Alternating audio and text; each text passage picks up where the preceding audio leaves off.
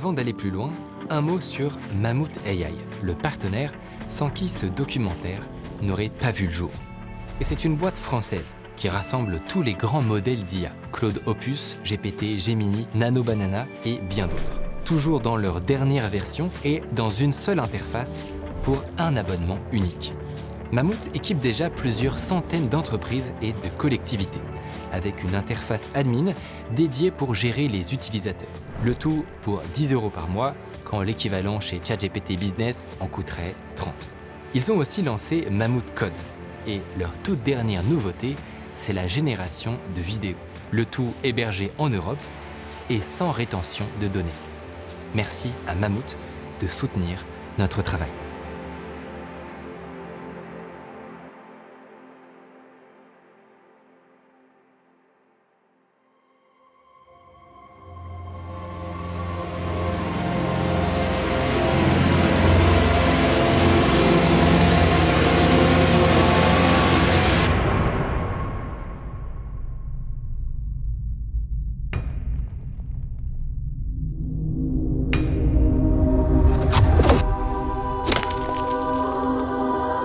Layard avance. Cela fait des semaines qu'il cherche, mais cette fois, il est sûr de son coup. Il est sûr que cette colline recèle des trésors jamais mis au jour. Il creuse, et soudain, 2 taureaux, ces gardiens des palais de l'ancienne Ninive, des grands rois Sénachérib et Assurbanipal. Et dans ce palais, des tablettes, des milliers de tablettes. La plus vieille bibliothèque qu'on ait jamais trouvée. Les plus vieux récits, les plus vieilles interrogations de l'homme. Et puis, cette question qui a traversé l'histoire de l'humanité. Cette question qui a poussé l'homme à raconter des mythes, à chercher des réponses dans la religion, à parcourir le monde pour étudier la nature. D'où venons-nous ?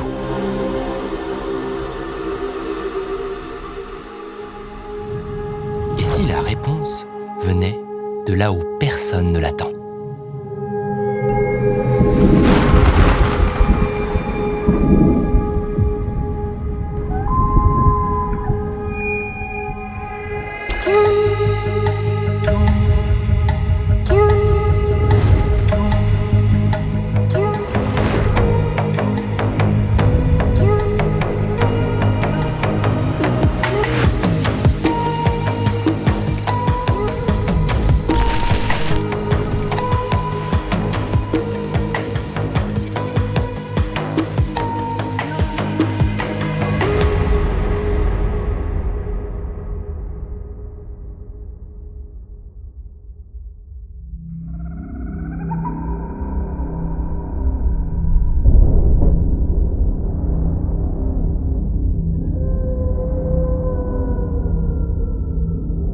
Dans les années 80, à peine 20 ans après les toutes premières sondes spatiales, l'humanité se tourne vers les comètes.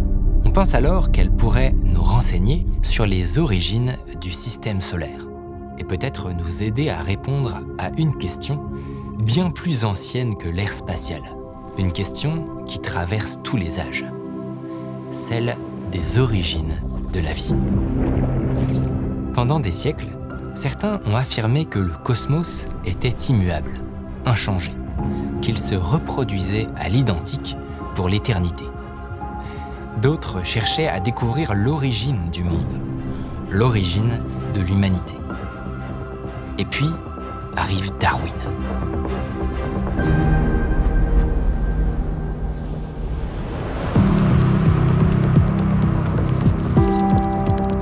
Les scientifiques ne savent pas dire comment s'est formé l'univers, mais pour la vie, ils pensent avoir une piste solide. Il semble que toute la vie ait une origine commune, qu'elle est apparue il y a des milliards d'années dans une petite mare chaude de la Terre primitive. C'est resté longtemps une théorie parmi d'autres, jusqu'à ce qu'un siècle plus tard, un étudiant en biologie décide de recréer les conditions de la Terre primitive. Dans un circuit fermé, il fait circuler de l'eau ainsi que les gaz que l'on trouvait dans l'atmosphère. Ce mélange soumis aux premiers orages réagit.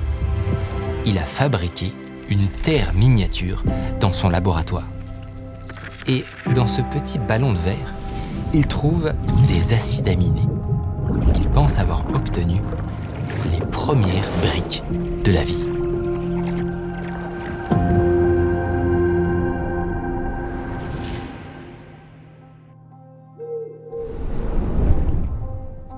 À côté de ça, la compréhension de l'univers progresse aussi. Le Big Bang, les galaxies, il semble qu'on comprenne de mieux en mieux le cosmos.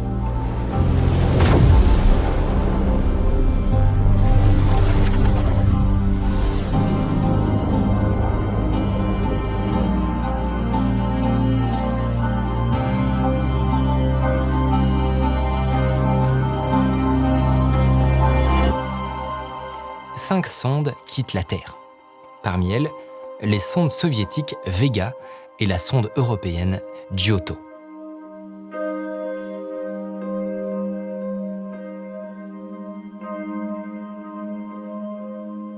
C'était le début de l'exploration, on avait encore des techniques assez limitées. Et donc c'était une mission qui était tout à fait particulière. Il y a une comète, elle fait le tour du Soleil en 76 ans. Elle est venue en 1910, et bien elle va revenir en 86.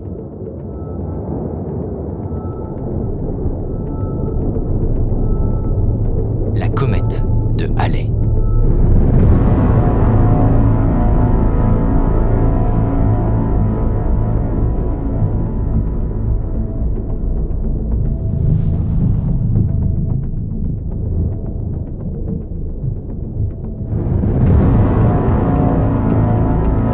C'est un peu comme plonger dans les archives du système solaire, puisque ces objets se sont agrégés il y a environ 4,5 milliards d'années, en même temps que la formation du Soleil, en même temps que la formation des planètes. Et puis c'est comme si ces blocs de matière avaient été stockés au congélateur. C'est la première fois qu'on allait voir une comète de près. C'est que la comète ne ressemblait pas du tout à ce qu'on imaginait être une comète. Tout le monde pensait qu'on allait observer l'objet le plus brillant possible. Eh bien, on s'est aperçu en arrivant que c'était l'objet le plus sombre qu'on avait jamais vu dans le système solaire. C'est plus sombre que du charbon. Ce que les instruments ont révélé lors du passage de 5 sondes, c'est que cette noirceur n'est pas celle du charbon, ni celle de la roche. C'est la signature d'une matière bien particulière. Une matière qu'on ne s'attendait pas à trouver là, à des centaines de millions de kilomètres de toute forme de vie. Tous autant qu'on était, on était tellement travaillés par un tas de trucs qu'avant de prendre la mesure de ce qu'on est en train de voir, et pourtant on l'a écrit tout de suite, on a fait un article important pour dire ça, mais même nous, on n'a pas pesé ça de la bonne manière. On a vu des motifs qui sont caractéristiques du carbone et de la matière organique. Cette découverte déclenche une stupeur dans le monde scientifique. Parce que la matière organique, ça n'est pas de la vie. C'est du carbone, de l'hydrogène, de l'azote, des molécules parfois très simples. Mais ce sont elles qui ont contribué à former sur Terre des acides aminés, des protéines, puis nous. Jusque-là, tout le monde pensait que ces briques s'étaient fabriquées ici, sur notre planète, dans notre atmosphère, sous nos orages. Cette découverte fait revenir sur le devant de la scène une théorie étrange. Une théorie qui jusque-là était considérée comme un peu farfelue, presque pseudo-scientifique. L'idée que la vie pourrait venir de l'espace.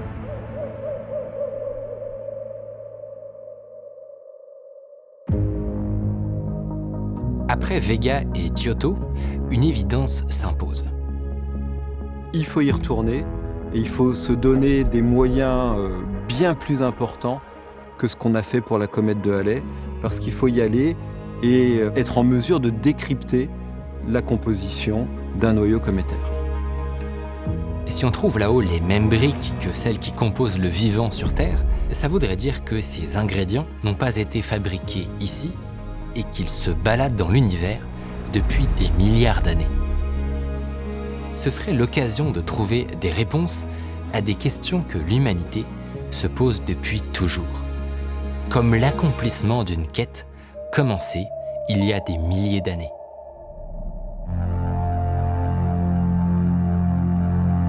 Cette fois, passer à côté de la comète ne suffira pas.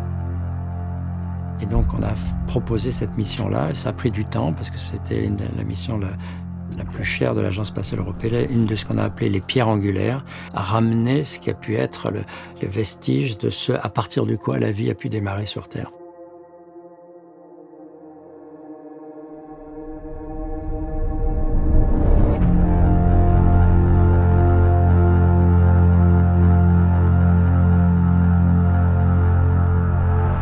Giotto a réussi à croiser la comète de Halley, mais c'était à près de 600 km de distance. Et encore, il avait fallu 4 sondes en éclaireur pour lui permettre d'accomplir cet exploit incroyable. Et donc c'était une mission qui était tout à fait particulière, c'était un survol, mais un survol à une telle vitesse relative, 67 km par seconde. Entre le moment où vous êtes devant et le moment où vous êtes derrière, il y a 2 minutes. Imaginez, essayez de poser un objet sur un boulet de canon au moment où il passe à pleine vitesse devant vous. On est à des années-lumière de ce que l'ESA est capable de faire. Pourtant, dans la tête des scientifiques, c'est déjà fait. Les réponses que peuvent apporter une telle mission sont inestimables. Et ils ont une vraie raison d'être optimistes. Depuis plusieurs années, une autre agence spatiale a commencé à travailler avec eux sur une mission de retour d'échantillons cométaires, le projet CNSR.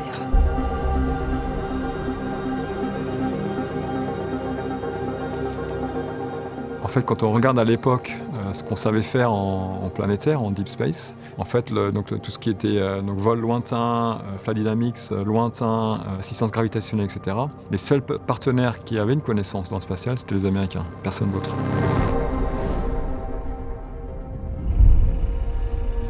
Dans un premier temps, la collaboration se passe à merveille. Une liste de comètes candidates est établie, et parmi elles, Virtanen, celle qui sera visée. Les scientifiques ont aussi vite compris que la sonde devra partir avec beaucoup d'ergols liquides pour pouvoir ajuster sa vitesse, ralentir, se mettre au rythme de la comète. Et ça va la rendre lourde. Tellement lourde que la fusée Ariane, le lanceur européen, sera incapable de lui faire quitter l'orbite terrestre. Mais la NASA, elle, peut fournir un lanceur suffisamment puissant. Le second défi que devra résoudre la mission est bien plus important. Il tient dans la nature même des comètes. La particularité d'une comète, c'est son orbite elliptique très aplatie. Elle va donc passer une longue partie de sa révolution dans les régions glacées de notre système solaire. Et à d'autres moments, s'approcher très près du Soleil au point que la glace qu'elle contient va immédiatement se sublimer, créant cette magnifique chevelure qui a tant marqué les astronomes. Et la chevelure, c'est le pire ennemi d'une sonde. Dans l'espace, elle ne peut pas se localiser à l'aide d'un signal GPS. Son seul moyen de connaître sa position, comme les explorateurs d'antan, c'est de se repérer par rapport aux étoiles. Perdue dans la chevelure éclatante de la comète, elle ne pourra plus se repérer. Donc, si on veut que la sonde s'approche vraiment du noyau, il faut rejoindre la comète quand elle n'est pas en activité, c'est-à-dire quand elle est loin du Soleil, aux environs de l'orbite de Jupiter. Là-bas, à des centaines de millions de kilomètres de la Terre, la petite sonde sera dans un froid où aucune machine ne peut survivre. Elle aura besoin d'énergie pour chauffer ses instruments, ses ordinateurs et ses antennes. Et contrairement à Giotto, elle ne pourra pas compter sur l'énergie solaire qui sera bien plus faible à cette distance.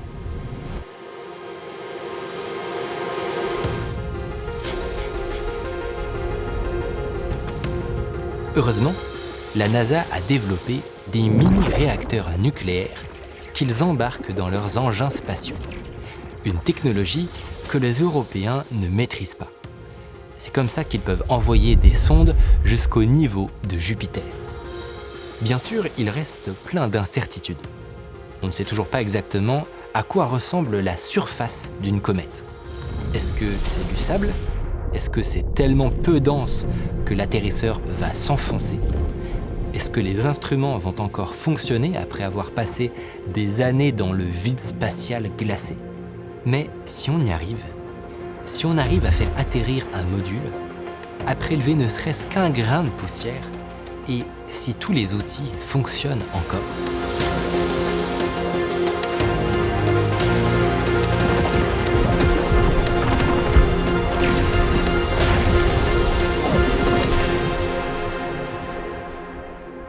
Malheureusement, après quelques années, le projet est rattrapé par la réalité. Retenons bien ces dates. Le mur de Berlin est toujours là. Mais d'une certaine manière, il n'existe plus. Though astonishing news from East Germany, where the East German authorities have said, in essence, that the Berlin Wall doesn't mean anything anymore. Les Américains expliquent que ça coûte trop cher et finissent par quitter le navire. Ils annoncent pendant un temps se lancer dans un projet concurrent, puis, au bout de 3 ans d'études, ils renoncent complètement. Parce qu'en fait, même pour la plus grande agence spatiale au monde, c'est trop gros. Il ne reste plus que l'ESA, une poignée d'Européens, face au plus grand défi spatial depuis les premiers pas de l'homme sur la Lune. Et pour nous, ça a été effectivement une déception très grande, parce qu'il était clair que dans la structure de l'Agence spatiale européenne, avec l'argent que l'Europe pouvait mettre dans des missions comme ça, et surtout l'expérience acquise, on était incapable de faire tout ça. Aller en direction d'une comète, choisir la bonne comète, et ensuite se poser dessus, prélever un échantillon, faire un redémarrage automatique d'une sonde qui va ramener ces échantillons sur Terre pour après les diffuser, etc. Il y a tellement d'intermédiaires dans ce processus-là qu'on s'est dit on ne pourra jamais le faire tout seul. Déjà, même avec les Américains, c'était à la limite, mais là, ça devenait tout simplement impossible. Le monde entier a les yeux tournés vers ces quelques hommes et femmes qui refusent de renoncer. Une chose devient très vite évidente pour les scientifiques de l'ESA. Ramener l'échantillon cométaire sur Terre est désormais impossible. Sans le savoir-faire américain, impossible de faire le trajet retour. Mais ils ont une idée.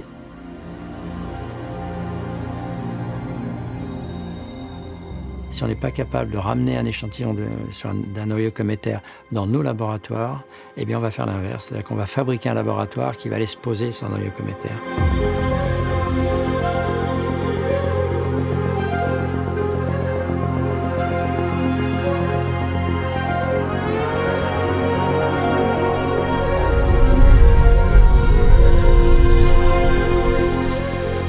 La sonde devra être suffisamment équipée pour faire toutes les expériences sur place. Elle doit devenir un véritable laboratoire. Un laboratoire exceptionnellement sophistiqué. Et cette sonde exceptionnelle, ce laboratoire interstellaire qui va sonder les entrailles de la comète, qui va chercher des réponses sur nos origines et celles du système solaire, il faut lui trouver un nom. Un nom qui porte le poids de ce qu'on cherche.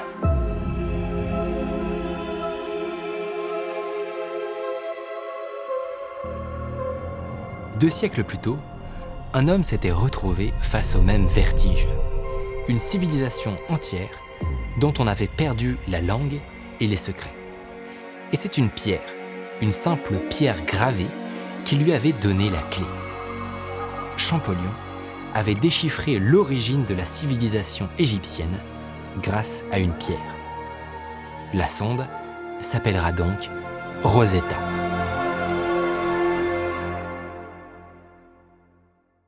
L'ESA lance un appel à projets. Les meilleurs scientifiques du monde font leurs propositions. Des astronomes, des biologistes, des physiciens, des rêveurs. Ceux qui posent les questions auxquelles Rosetta doit répondre. Philae, c'est le nom qui a été trouvé pour le petit atterrisseur qui passera tout le voyage blotti contre la sonde. Philae, comme l'obélisque qui a aidé Champollion à traduire les hiéroglyphes de la pierre de Rosette. 2 clés pour déchiffrer l'incompréhensible. 2 pierres pour ouvrir les portes du passé. Il s'agissait donc de concevoir un système pour aller se poser sur un objet dont on n'avait aucune idée de ce à quoi il ressemblait. Et c'était compliqué pour nous, surtout que les contraintes au niveau des ressources étaient absolument incroyables. Il fallait donc des batteries, la puissance totale qu'on avait disponible, avec à la fois des batteries non rechargeables et des batteries rechargeables, c'était de l'ordre de 10 watts. C'est la moitié de la puissance d'une petite loubarde dans un réfrigérateur. On a la moitié de ça pour faire tout. Et tout, c'est quoi? C'est un engin qui pèse 90 kg, à peu près 100 kg. Il y a 40 kg d'électronique à l'intérieur. On avait 4 mégaoctets à bord. Et avec 4 mégaoctets, il fallait tout faire, tout gérer toute la réception des données, gérer toute la programmation des instruments, d'un sens puis dans l'autre, enfin tout, voilà. Gérer après l'acquisition des données et puis le transfert des données. Et donc, la somme des contraintes paraissait complètement dingue. Il va y avoir une dizaine d'instruments dans Rosetta, une dizaine dans l'atterrisseur. Tout ça travaille en parallèle. Chaque gramme disputé est une question qu'on pourra ou non poser à l'univers. Cette caméra panoramique infrarouge, un spectromètre à rayons X chargé de déterminer la composition chimique de la comète, un sondeur radar pour travailler en écho avec celui de Rosetta, un magnétomètre et bien sûr une foreuse pour prélever un échantillon.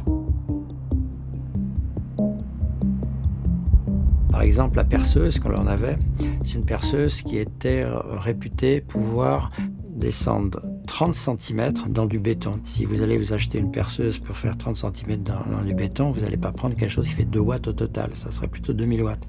Eh bien nous, c'était 2 watts. Une fois que Philae sera fixé à Virtanen, il forera dans la surface, en espérant que ce soit solide. Jean-Pierre Bibring ne le sait pas. Personne ne le sait. C'est tout le problème. C'est toute la beauté terrible de l'exploration.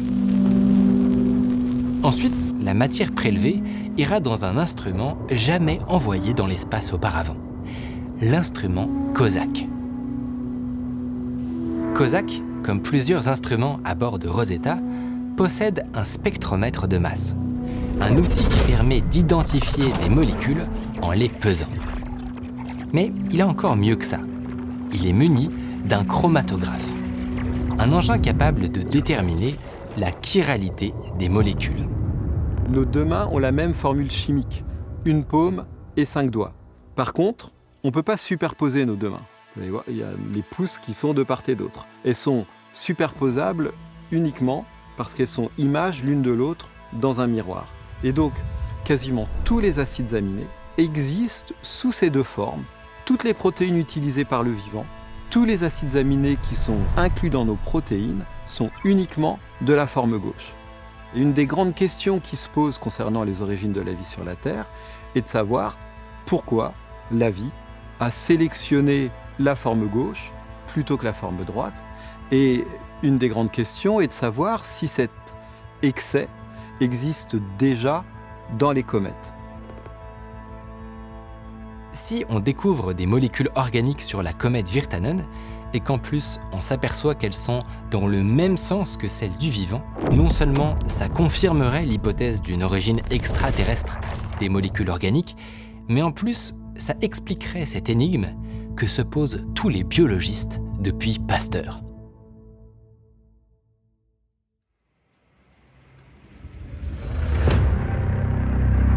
Pendant ce temps-là, les ingénieurs de Rosetta travaillent d'arrache-pied pour permettre aux rêves des scientifiques de se réaliser. Même sans le voyage retour, le départ des Américains pose de nombreux défis aux ingénieurs de la mission. Le premier, c'est d'avoir un nouveau lanceur. Et heureusement, Ariane se lance dans un nouveau programme.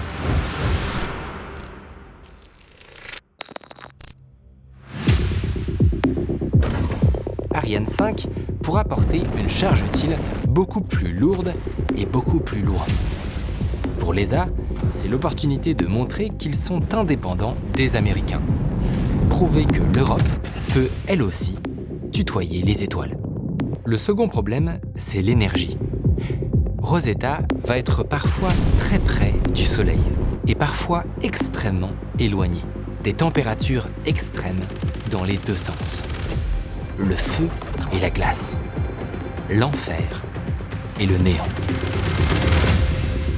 Pour que tout fonctionne à l'intérieur du petit vaisseau, il faut que la température soit constamment aux alentours de 0 degré, grâce à un système d'aération et à des résistances thermiques. L'énergie de ces résistances ne pourra pas être fournie par les générateurs nucléaires de la NASA. Cette pépite technologique, il va falloir faire sans. La seule alternative, ce sont les panneaux solaires. Des panneaux solaires gigantesques qui permettront d'avoir suffisamment d'énergie. Suffisamment à condition de prendre un gros risque. Il va falloir faire hiberner la sonde. Pour les pilotes, c'est le cauchemar absolu. Au-delà de l'orbite de Jupiter, à des centaines de millions de kilomètres de la Terre, la sonde n'aura pas suffisamment d'énergie pour communiquer avec la Terre. La seule solution, c'est de l'éteindre presque entièrement. De ne garder que les résistances chauffantes pour que le carburant ne gèle pas et de programmer un réveil automatique 3 ans plus tard, quand elle sera sur le point de retrouver la comète. Il y a pas mal de personnes qui nous disaient qu'on n'allait jamais le faire parce que c'était trop risqué. 3 ans. 1095 jours de silence absolu. Plus aucun signal, plus aucune nouvelle.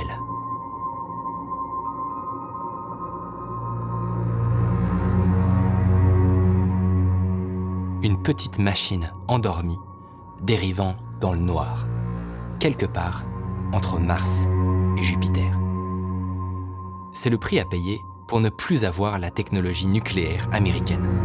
Et ce sont les pilotes qui devront vivre avec. 3 ans à se demander si, là-bas, dans le froid absolu de l'espace, quelque chose ne s'est pas brisé, gelé, éteint pour toujours. Après des années de travail acharné, il semble que tout est prêt. En 2002, Rosetta et Philae sont transportés en Guyane.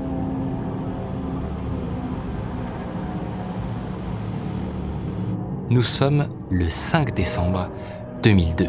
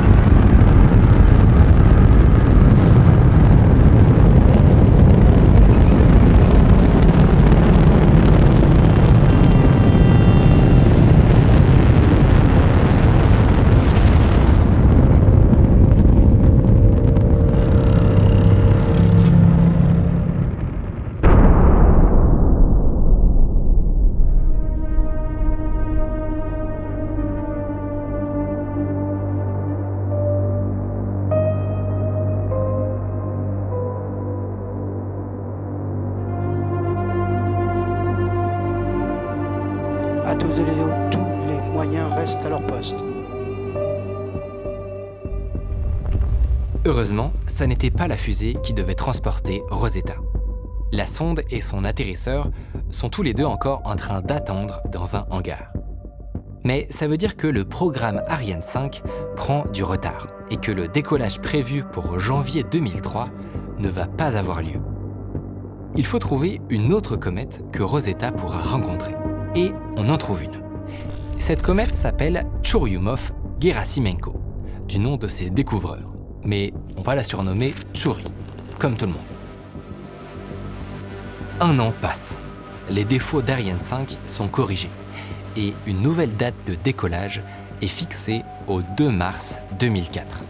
Cette fois-ci, Rosetta est prête pour le décollage.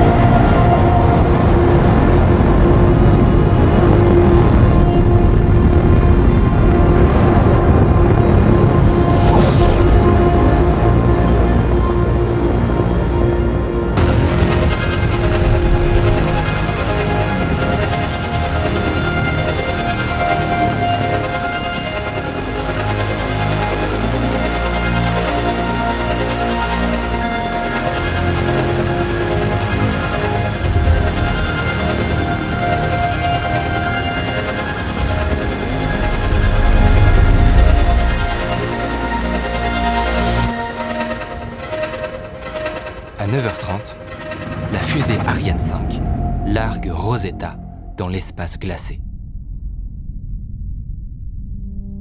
Le périple peut enfin commencer.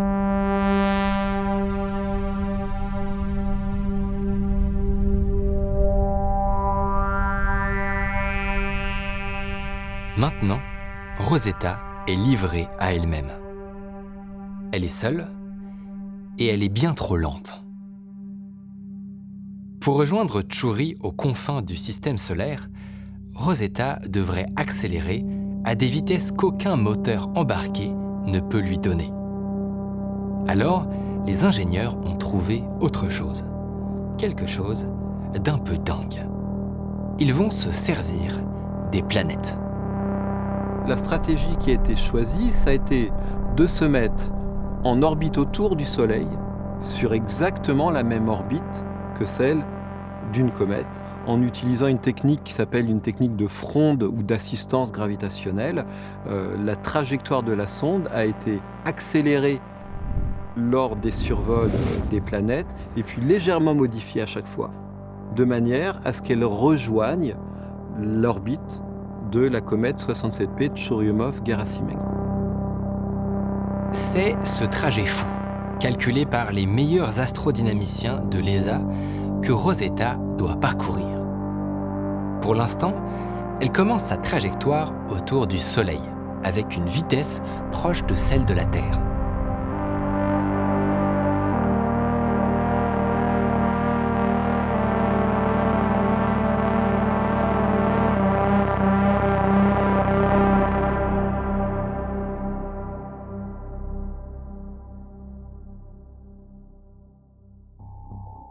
Mars 2005. Rosetta a quitté la Terre depuis 1 an. Elle va maintenant retrouver la planète bleue pour une première accélération. C'est la première étape clé. Il faut qu'elle soit positionnée comme il faut pour que l'accélération se fasse correctement.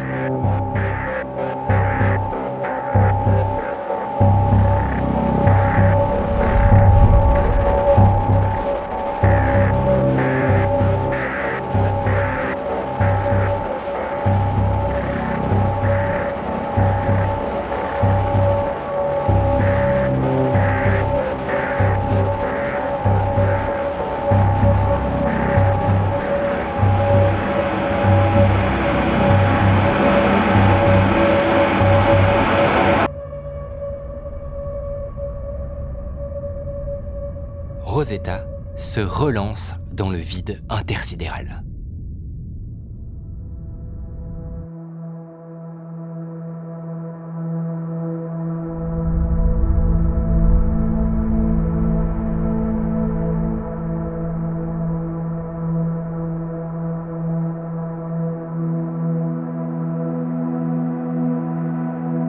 Comme pour dire que tout va bien, la caméra de Philae envoie un selfie avec la planète rouge.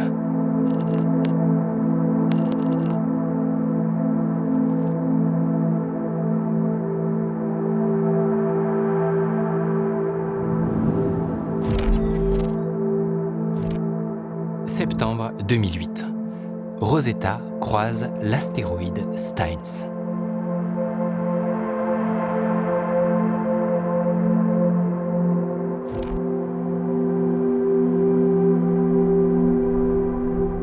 Novembre 2009. La gravité de notre planète la saisit une dernière fois pour l'accélérer et la projeter à près de 50 km par seconde. 180 000 km/h. En bas, quelques astronomes l'aperçoivent dans leurs lunettes. Un point de lumière fugace qui file et disparaît. C'est la dernière fois que Rosetta se sera approchée de la Terre.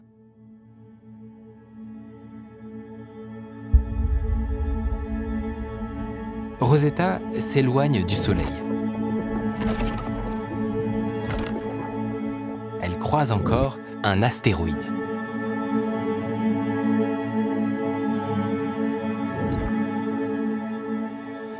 Juillet 2011. Voilà plus de 7 ans que Rosetta a quitté le sol terrestre. Le Soleil n'apparaît déjà plus que 3 fois plus petit que lorsqu'elle était près de la Terre. Et cet astre immense ne fournit plus assez d'énergie pour l'alimenter correctement.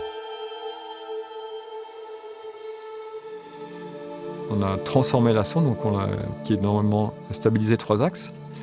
On l'a fait devenir un spinner. Et donc elle a tourné sur elle-même à 4 degrés par seconde. Et donc le peu d'énergie qu'on avait, on l'a dédié à la thermique, parce qu'il fallait absolument que le carburant ne gèle pas. Alors, en sortie d'hibernation, il fallait déspinner la sonde, et pour ça on a besoin de carburant. Si le carburant était gelé, il n'y avait pas de despin, donc plus de mission. Donc ça c'était vraiment la thermique, et que tous les équipements survivent leur température minimum. Rosetta, la petite sonde, va devoir entrer en hibernation. On a demandé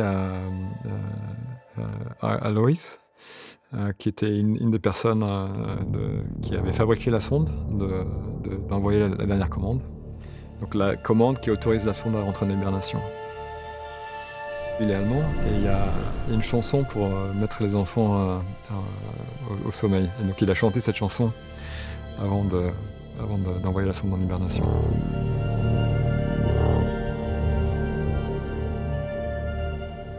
Les appareils, un à un, s'éteignent. Le système de communication s'éteint.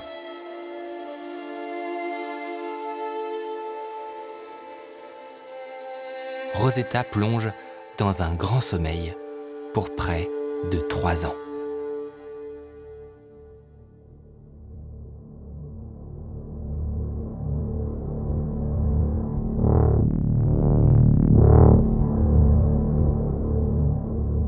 Et puis après, commencent les 2 ans et demi. Alors ça fait bizarre de passer d'un moment où on a une sonde où elle n'est plus là. Et après on y pense un peu, je pense qu'on y pense de temps en temps, on y pense régulièrement. On se demande comment elle va. Et donc vraiment zéro contact, zéro contact pendant 31 mois.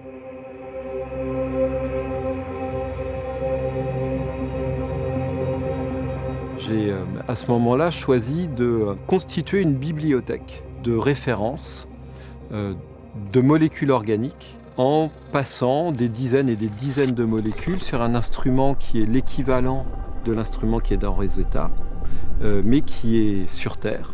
Et donc en analysant des acides aminés, mais aussi d'autres molécules. Ça me permettait de nous préparer, de préparer toute l'équipe à interpréter les résultats des mesures qui auraient lieu 10 ans après.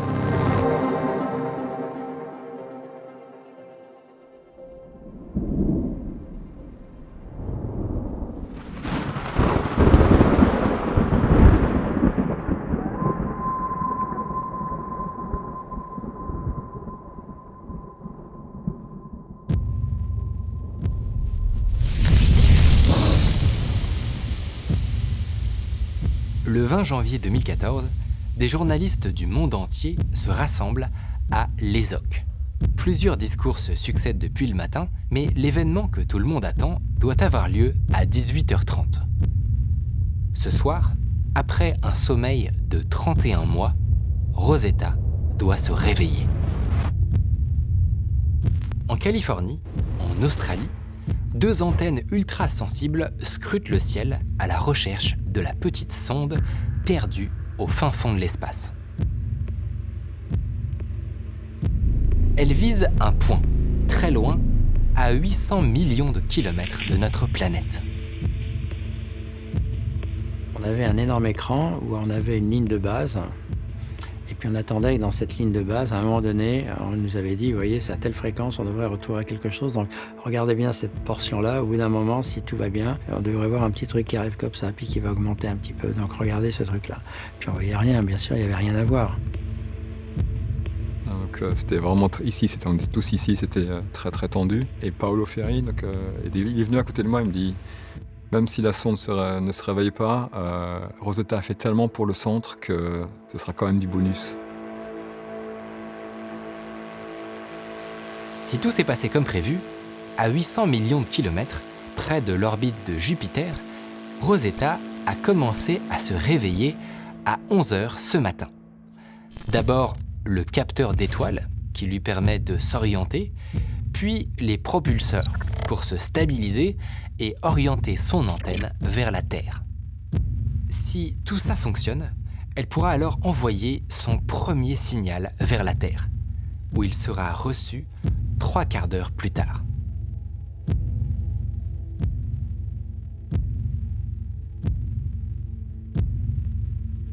Sur l'écran, le signal est plat. Le cas de panne, pas de signal, c'est le pire pour nous. Parce que on appelle ça la mother of all procedures, donc la maman de toutes les procédures, donc la procédure source, la procédure mère. Parce que si on a un peu d'information, même juste une porteuse, pas de télémétrie, on a de l'information. On sait quelque chose, la sonde est là. Si on n'a rien, on ne sait rien.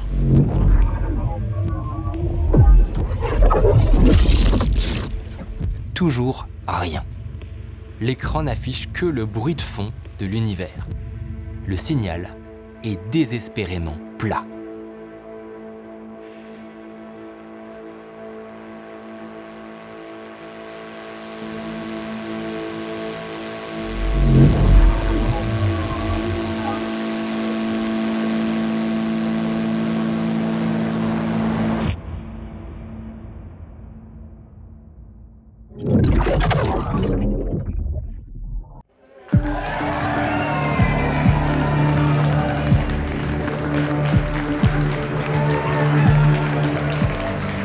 Rosetta est vivante. À 800 millions de kilomètres de la Terre, après 3 ans de silence, elle vient de se réveiller. Mais pour les pilotes, c'est là que tout commence. Il faut trouver la comète. Ce pourquoi Rosetta est partie si loin. Rosetta doit avoir à peu près la même vitesse que la comète, à peu près la même trajectoire. Il faut maintenant qu'elle la rejoigne pour se mettre en orbite autour. Il vérifie, tous les appareils marchent bien, a priori. Philae marche bien, les nouvelles sont plutôt bonnes. Ils vont pouvoir passer à la suite. Et pour passer à la suite, il faut trouver la comète.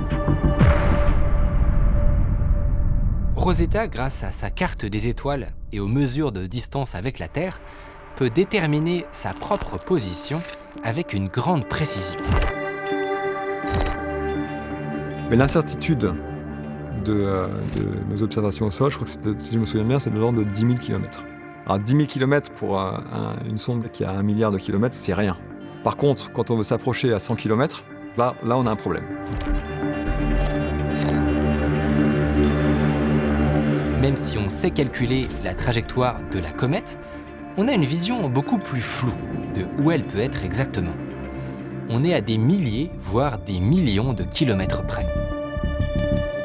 On sait que Rosetta est encore à environ 9 millions de kilomètres de Chury. Mais on sait aussi qu'elle devrait se croiser. Si tout va bien, la comète devrait entrer dans le champ de vision des caméras de Rosetta d'ici quelques mois.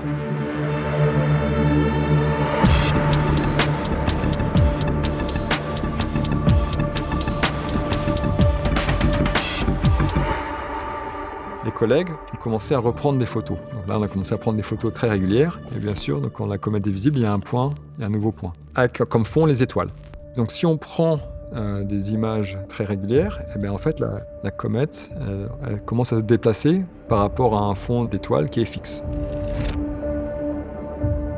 Rosetta envoie des photos tous les jours. Et tous les jours, c'est la même photo. Il n'y a rien qui change. Rien. Juste le même ciel étoilé, identique. Les jours passent.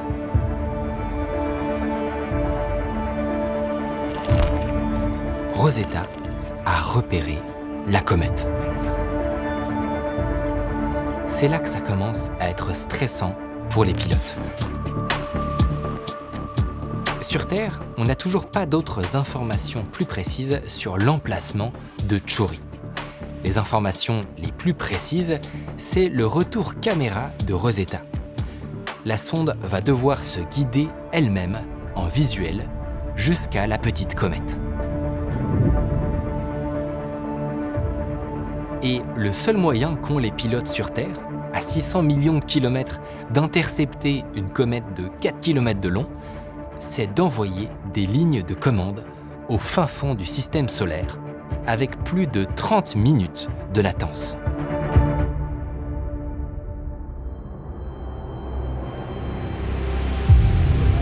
Pendant des jours, Rosetta chasse la comète dans le noir infini des confins de notre système solaire. Les scientifiques découvrent peu à peu la comète.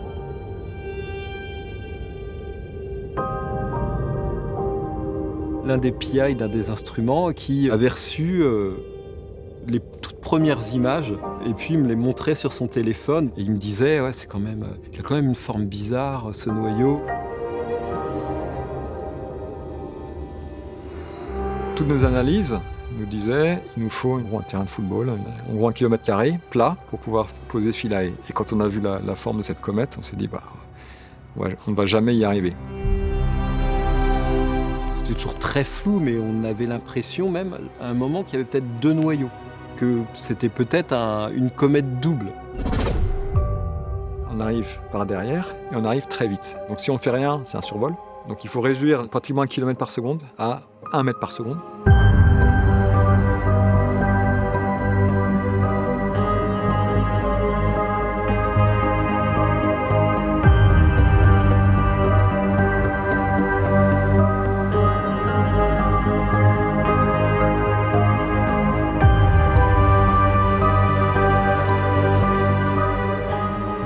Ans de voyage, 6 milliards de kilomètres, et enfin, Rosetta approche la comète.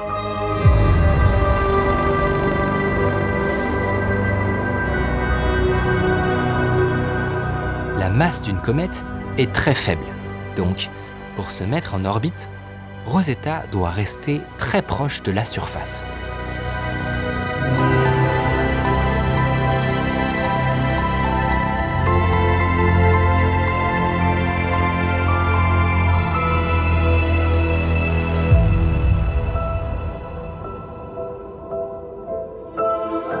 Rosetta doit se mettre en orbite autour de cet objet qui ne ressemble à rien.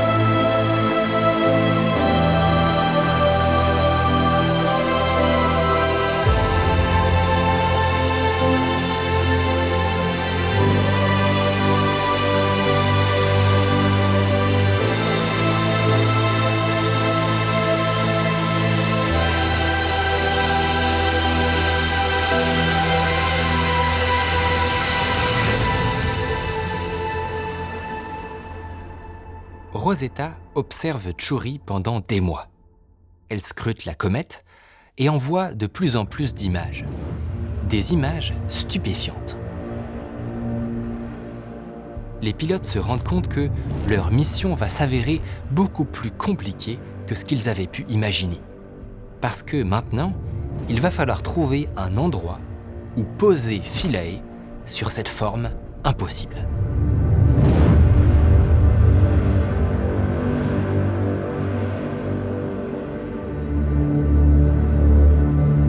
Sur un modèle de Chury, les ingénieurs identifient 10 sites possibles d'atterrissage. Ils aimeraient poser Philae sur l'une des extrémités, là où il y a moins de risques de perdre l'atterrisseur. Il y a eu pas mal de réunions à Toulouse avec tous les scientifiques et les équipes opérationnelles pour trouver un site d'atterrissage, parce que d'un point de vue scientifique, mais il faut qu'aussi en tant qu'équipe opérationnelle, donc ici, nous, ce qu'on fait ici à l'ESOC, qu'on puisse larguer Philae en sécurité, qu'on puisse garantir la sécurité de Rosetta et de larguer Philae, que tout ça fonctionne correctement. On ne s'est pas posé tout de suite. On a eu plusieurs mois d'observations. Et ces observations, elles ont été critiques pour nous dire à quoi ça ressemblait. Il y en a qui disaient il faut être dans la glace parce que l'essentiel pour une comète, c'est la glace, donc on va se foutre là-dessus. Et moi, je leur disais mais c'est n'importe quoi, on s'en fout que c'est de la glace. Si la glace, c'est H2O, on ne va pas là-bas pour montrer qu'une glace, c'est H2O. L'important, c'est justement de comprendre le matériau qui est sombre. Donc il faut au contraire se poser là. Bon. Mais il y a eu des discussions qui sont très longues en fait, parce qu'on voulait être sûr qu'on ne faisait pas une erreur en faisant ça. That's why B is good, because it's much bigger than the others. We told you, for all the reasons that has been said here, that B is not ranked in the top 2. The mission is not only to land, it's to make a science on where we land. The only reason to select a site is your judgment and capability to land in a given area. Of course, it's one of the parameters. The other have to be taken into consideration. That's why we are 70 people in the room and not only flight dynamics in the room. Après des heures de débats difficiles, un compromis est trouvé. Le petit atterrisseur se posera sur le site d'Agilkia.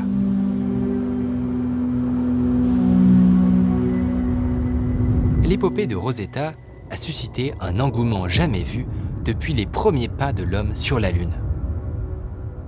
Partout dans le monde, on s'intéresse au sort du petit Philae. This is over $1 billion project, so... La sonde Rosetta va poser son robot sur la comète, opération totalement inédite. This moment when this lander actually lands on the comet is going to be very stressful. Dans la salle de pilotage, la tension est à son comble. The spacecraft is very healthy and we have had just right now a go from the flight control team and from Flight Dynamics. The commands have already been sent to give the go on board. Pour atterrir sur Chury, Philae va être largué à 22 km d'altitude. Sa chute libre va durer 7 heures, interminable. Pendant tout ce temps, Chury aura fait plus d'une demi-rotation et sa gravité irrégulière rend la trajectoire de Philae immensément complexe. Si tout va bien, Philae devrait toucher le sol. Mais sa vitesse sera telle et la gravité si faible qu'il risque de rebondir immédiatement. Pour cette raison, ses concepteurs ont prévu un moyen de le garder au sol. Et comme on ne sait pas à quoi ressemble vraiment le sol de la comète, ils en ont même développé 3. D'abord, un petit réacteur censé le plaquer au sol. Ensuite, 3 pattes, et dans chacune de ces pattes, des petites vis pour se fixer au sol. Ça, c'est si le sol est dur. Et enfin, si la surface est trop molle ou sablonneuse, il a 2 harpons. Une fois posés, ces harpons se projettent et s'enfoncent avec des crans anti-retour pour se bloquer. 3 systèmes, 3 chances de s'accrocher à ce bout de roche et de glace vieux de 4 milliards d'années. Donc il y a eu pas mal de problèmes avec Philae, déjà l'allumage. Et donc moi, quand je suis arrivé en console, pour moi c'était... Mon ressenti, c'était qu'on n'avait pas autorisé le largage de Philae parce que Philae n'était pas prêt.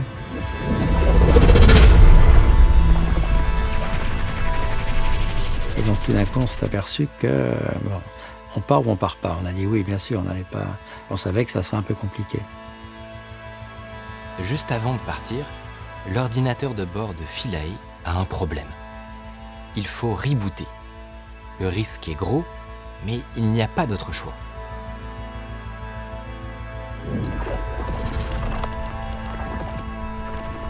Le reboot fonctionne, mais le petit réacteur censé plaquer Philae au sol est hors service.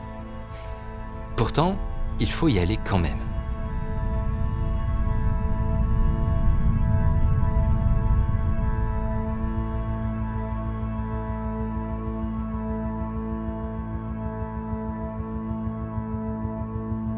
Philae tombe. Il n'a pas de moteur, pas de propulsion.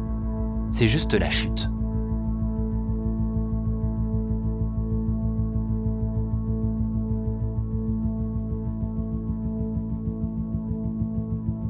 S'il sort de l'orbite, il part dans le vide pour toujours. 6 heures de chute libre, 6 heures, pendant lesquelles on attendait de savoir si oui ou non on se poserait dessus ou pas. On n'avait aucun moyen de savoir si la trajectoire était la bonne.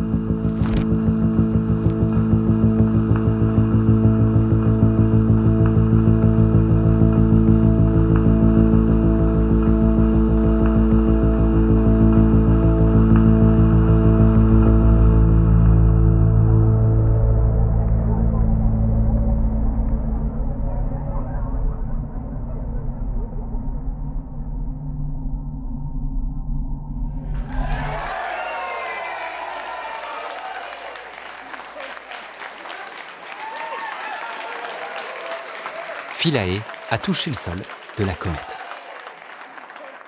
Mais alors que la joie bat son plein dans la salle où se trouvent scientifiques et journalistes, la tension monte dans la salle de contrôle. Donc il y a la fameuse photo avant et après. Et après, il y a quelque chose de différent. Mais il y a les 3 empreintes, mais il n'y a pas de Philae. J'ai appris en direct que Philae avait touché le sol du noyau, donc tout le monde a applaudi dans la salle. Il y avait même François Hollande qui était venu, qui avait fait un très beau discours pour saluer le succès de l'atterrissage. Et puis, la soirée s'achève, tout le monde s'en va, mais je commence à recevoir des mails, des SMS de collègues qui eux étaient à Darmstadt et qui disent finalement, il s'est passé quelque chose de bizarre. On regarde l'image, et l'image est floue. On s'est dit, putain, c'est pas vrai. Comment ça, c'est flou? Et on savait que c'est pas la caméra qui merdait, parce que juste avant, au moment du départ, on avait fait une image de Rosetta, et c'était parfait. Il s'était rien passé entre-temps, donc on bougeait. Philae a rebondi. Le risque pour l'atterrisseur est énorme. Si sa vitesse est trop importante, il quittera la gravité de la comète et disparaîtra à tout jamais dans le vide spatial. Donc on réalise qu'en fait, on a touché et qu'on est reparti. Et qu'on n'avait aucun moyen de savoir à quelle vitesse on était reparti. Et comme il n'y a pas de gravité, il suffit de rien pour partir et ne plus revenir, quoi. On ne pouvait pas savoir si on était dans un endroit qui n'était pas en visibilité de Rosetta, et c'est pour ça qu'on ne pouvait pas correspondre, ou bien si on était dans le vide intersidéral.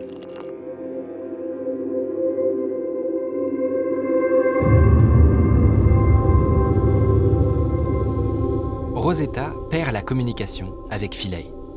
La sonde est passée de l'autre côté de la comète. Il faudra attendre le lendemain matin, 6 heures, pour que Rosetta se lève à l'horizon de Philae et tente d'établir une nouvelle communication avec lui.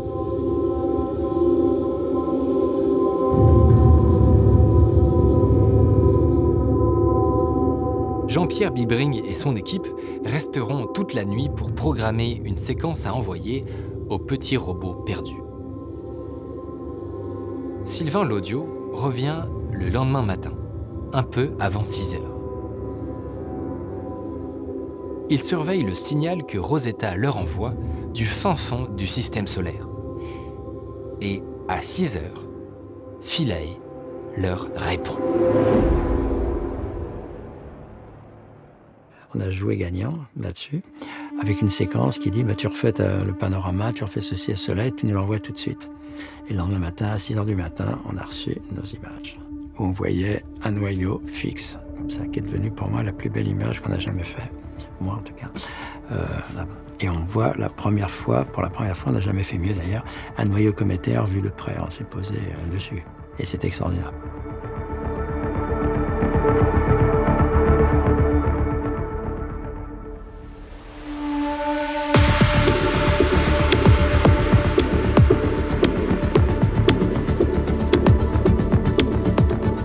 Pour la première fois, une machine humaine est posée sur une comète.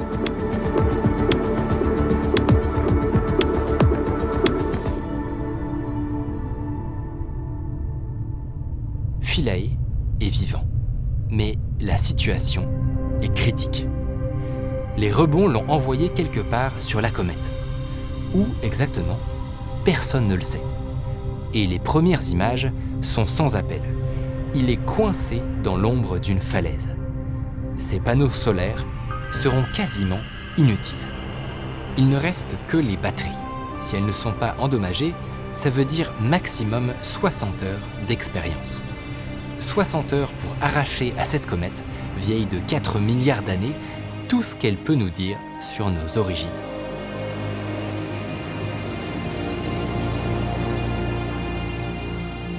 On commence par les instruments les moins gourmands en énergie.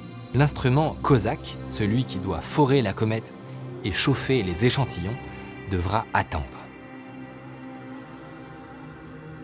Philae mesure le champ magnétique, la température et transmet régulièrement les données à Rosetta pour ne pas saturer sa courte mémoire. Les résultats tombent, les uns après les autres. Tout fonctionne. Au bout de 2 jours, une grande partie des expériences sont faites. Et il reste encore un peu de temps.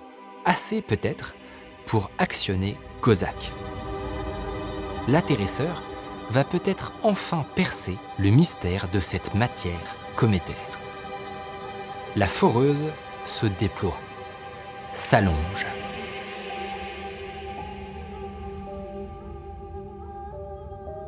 L'instrument COSAC n'a pas pu fonctionner comme on l'espérait, parce que Philae s'est retrouvé un peu juché, un peu de guingois sur le bord d'une falaise. Le prélèvement qui a été fait de la surface de la comète n'a pas pu aboutir, et donc il y a eu une analyse chromatographique qui a été faite. Philae est couchée, et la foreuse ne parvient pas à atteindre le sol de la comète.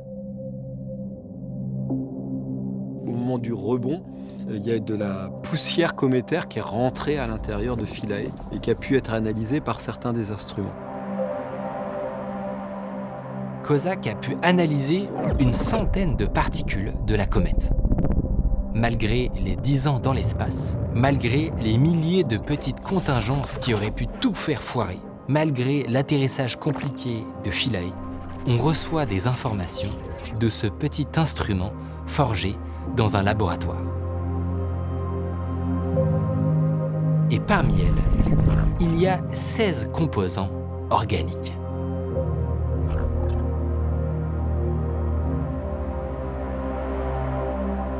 Ces composants organiques sont très simples, mais ils pourraient être à l'origine de composants plus complexes, comme des sucres ou des acides aminés. Sauf que aucun de ces composants plus complexes n'ont pu être détectés avec certitude. Et pour l'instant, pas d'acide aminé. Mais le compte à rebours arrive à son terme. Il y a un moment où il y a eu un dernier contact et on a vu Philae nous dire au revoir parce que là, voilà, c'est éteint parce qu'il n'y avait plus assez d'énergie. Philae s'est éteint sur la comète sans qu'on ait jamais su où il se trouve.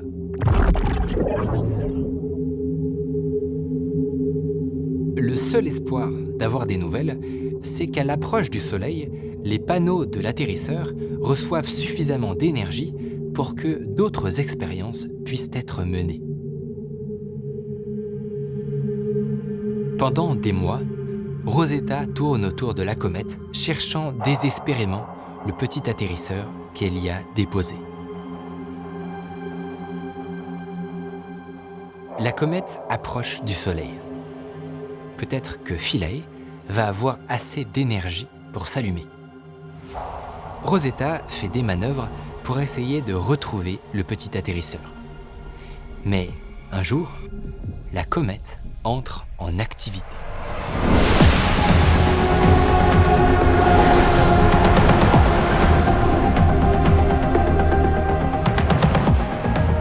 Et ce qu'on découvre bouleverse tout ce qu'on pensait savoir. On imaginait que c'était la matière à la surface qui s'évaporait. En fait, c'est ce qui est à l'intérieur qui perce des trous dans la comète. Des explosions de gaz et de poussière qui jaillissent vers l'espace. Pour la sonde, ça devient risqué et les pilotes se mettent à distance. Désormais, ils naviguent entre 150 et 300 km de la comète. Les chances de recevoir un signal de Philae s'amenuisent. Quand, le 13 juin 2015, après 8 mois de recherche, une alarme retentit. Alors ça, c'était mon premier jour de vacances, en juin 2015. Je reçois un appel au journal quand j'étais pas d'astreinte, donc quand je reçois un appel en tant que responsable de l'équipe, c'est que c'est pas bon. Et c'est une collègue qui me dit Philae vient de se réveiller.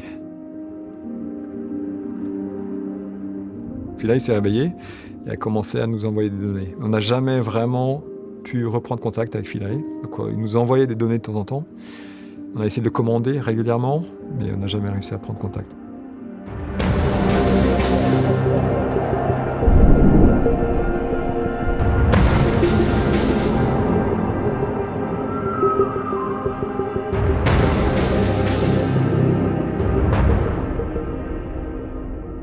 On a reçu à un moment donné des trucs, mais d'où ça venait, on n'en sait trop rien. Ouais.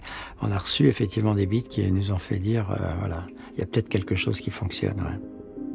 Mais c'est le pire tout ça, c'est que tu as un truc qui est, tu vois, il est pas mort quoi, il est encore là, mais qu'est-ce que tu fais? Ouais. Non, c'est affreux. Bon.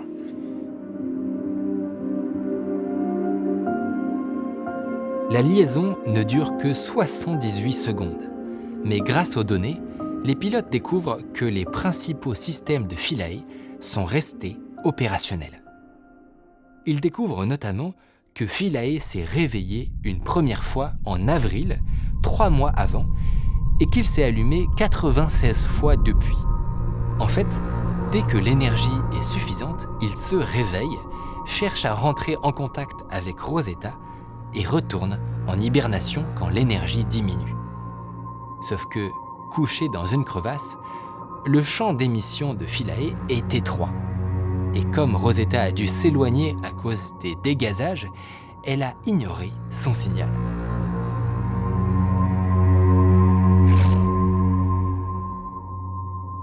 Le 9 juillet, après des jours de connexion intermittente, Philae cessera d'émettre pour toujours.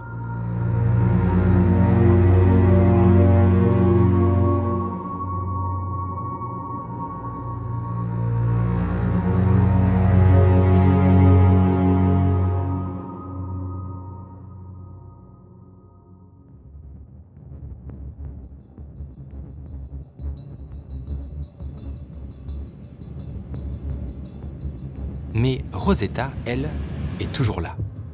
Et la comète, en s'approchant du Soleil, commence à se réveiller. Des jets de matière jaillissent du noyau. De la matière primordiale, intacte depuis 4 milliards d'années, qui s'échappe dans l'espace. Et Rosetta porte à son bord 2 spectromètres de masse capables de l'analyser. Ce que Philae n'a pas pu aller chercher en bas, Rosetta peut peut-être l'attraper au vol. À une condition, s'approcher, beaucoup plus près. On a voulu essayer d'aller faire des survols en rase-motte le plus proche possible. On voulait essayer d'aller à 1 km, de faire des survols à 1 km. Et on se souvient qu'on est autour d'un corps actif.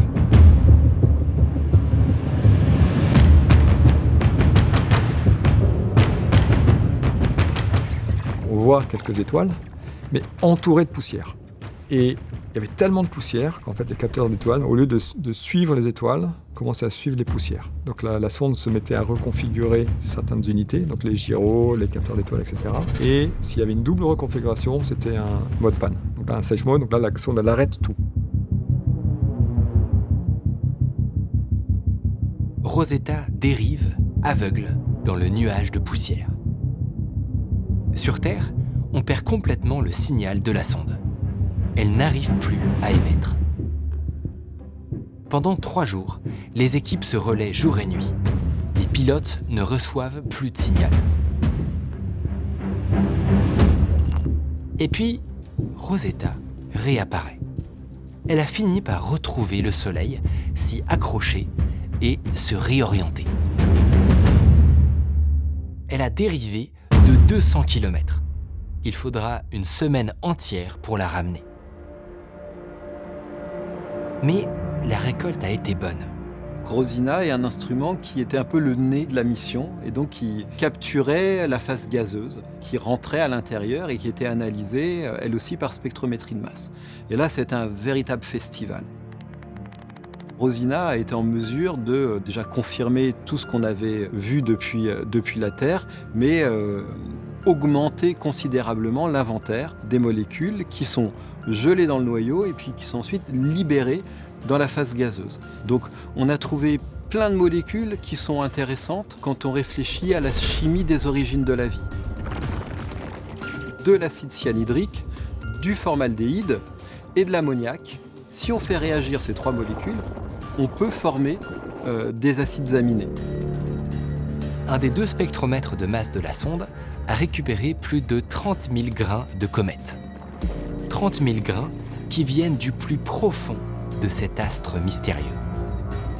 Il commence à peser les différentes molécules et trouve des minéraux à base de silicium, de fer, de sodium, mais pas de molécules organiques.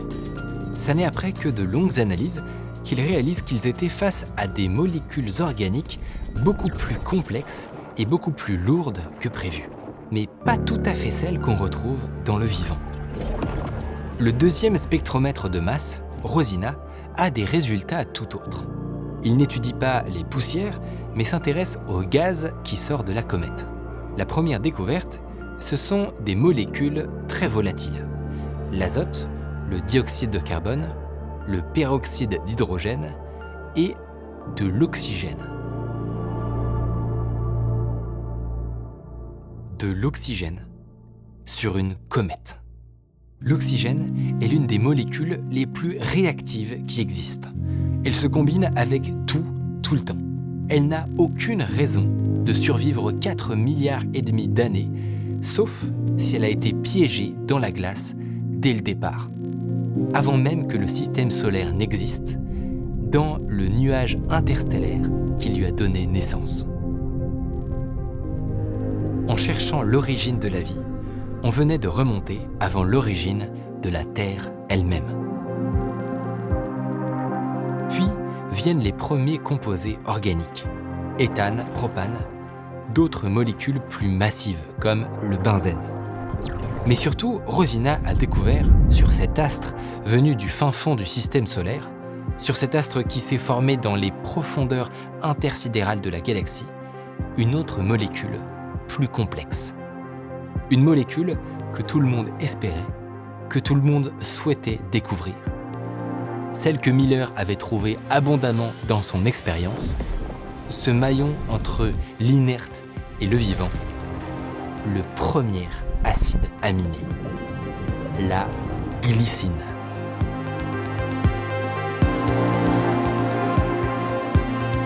La glycine, c'est le plus simple des acides aminés.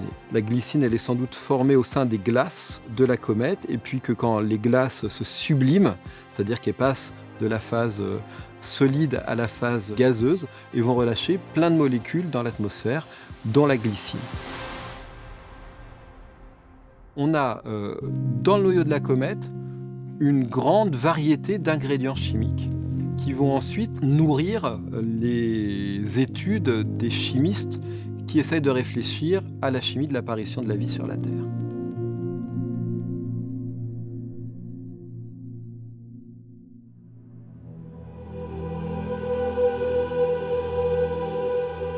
mission est réussie si ça aboutit non pas à la réponse à la question, elle va montrer que la question était mal posée et était débouchée sur plus de questions. Donc on en sait de plus en plus, mais en valeur relative, on en sait de moins en moins. Quand on dit que la recherche est un puzzle, c'est vrai qu'on remplit des cases comme ça, mais les dimensions du puzzle augmentent encore plus vite qu'on ne le remplit. Ce qu'a montré Rosetta, c'est d'abord qu'une comète, c'est pas ce qu'on pensait. C'est pas de la glace avec des petits grains dedans, c'est beaucoup de grains avec un peu de glace dedans. Et que ça change tout sur l'évolution du système solaire, etc. Et surtout, ça change tout sur la capacité que ce matériau-là peut rentrer dans un océan terrestre primordial. Si on retire les glaces, si on prend juste la partie solide du noyau, à peu près la moitié du noyau est fait de matière organique. Comme on sait que des comètes sont tombées sur la Terre avant que la vie n'apparaisse, et maintenant qu'on connaît la complexité et la richesse et la diversité de toute la matière organique qui est présente dans le noyau des comètes, je me dis quand même que je trouverais difficile à expliquer que les comètes aient joué aucun rôle dans l'apparition de la vie sur la Terre. Les résultats de la mission Rosetta ont complètement changé notre compréhension de nos origines.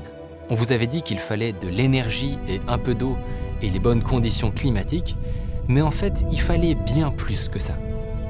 Il fallait de la matière produite dans les entrailles de vieux corps.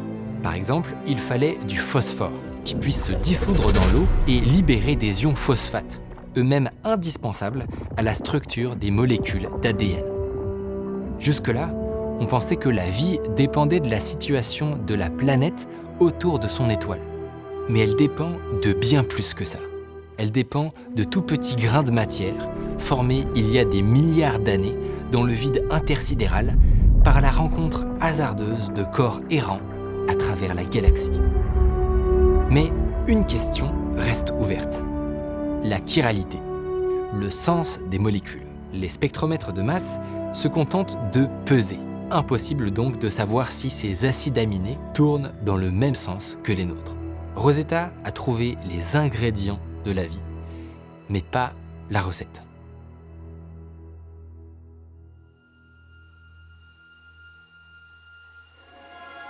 Et le temps manque.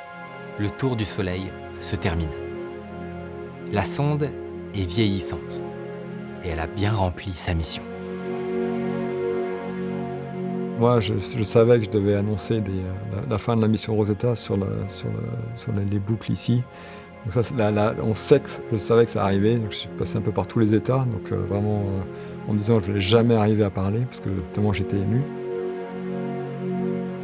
Il a été décidé, donc avec une grande réunion avec les scientifiques, de terminer la mission en septembre 2016 et d'essayer de poser Rosetta doucement sur Philae. Quelques jours avant son dernier souffle, Rosetta prend ses dernières photos. La sonde se concentre sur la partie de la comète où Philae a sans doute atterri. Mais il ne voit rien, toujours pas de traces de l'atterrisseur. Ils savent qu'ils ne pourront plus entrer en contact avec lui, mais ils espéraient au moins voir où il s'était posé. C'est une collègue de l'équipe d'Osiris qui avant de s'endormir le soir, qui a regardé les photos de Philae sur son laptop.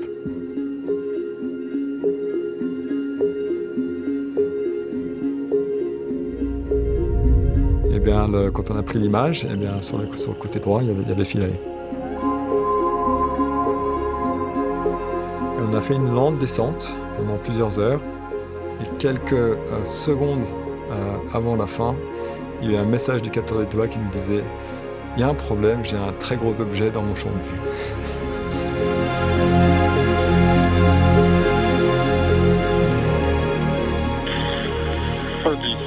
We have LOS. Somebody, I copy and go into the next step. All stations on the briefing room, we just have had loss of signal at the expected time, which is another outstanding performance from Flight Dynamics.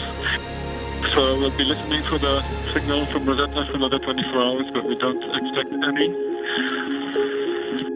And so this is the end of the Rosetta mission. Thank you and goodbye.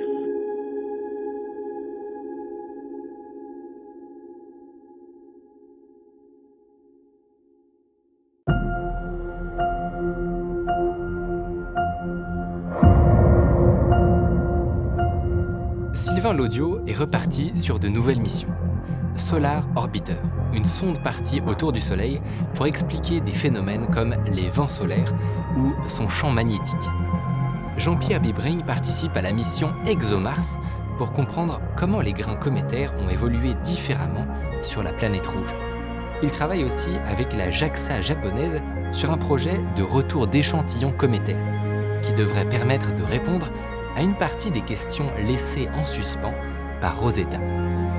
Et Hervé Cotin, lui, continue d'étudier les données que Rosetta et Philae ont transmises. Elles n'ont peut-être pas encore livré tous leurs secrets. Et bien sûr, ils le savent, ce qu'ils vont découvrir va encore poser d'autres questions. Partout dans le monde, des hommes et des femmes lancent des projets, des expériences, des constructions gigantesques. Parce qu'ils sont poussés par cette force. Cette même force qui a poussé les anciens à raconter des mythes, les hommes du Moyen-Âge à construire des cathédrales, les savants à monter des expéditions à travers le monde au péril de leur vie. La force de cette question fascinante et existentielle à laquelle on cherche tous une réponse. D'où venons-nous ?